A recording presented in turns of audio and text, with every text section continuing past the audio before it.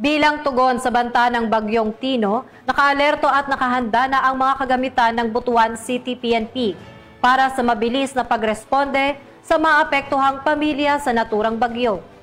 Kasabay nito, patuloy na nakikipag-ugnayan ang Butuan PNP sa lokal na pamahalaan para sa posibleng evacuation at rescue operation sa mga lugar na natatamaan ng bagyo. Ibabalita yan ni Patrolwoman Karen Malili.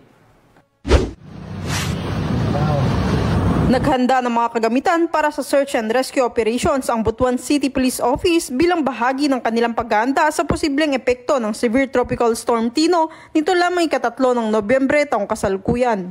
Kabilang sa mga nakahandang kagamitan ang mga rescue boat, life vest, first aid kit, flashlight, lubid at iba pang emergency equipment na gagamitin ng mga pulis upang agad na makaresponde sa mga residente na maaaring maapektuhan ng bagyo.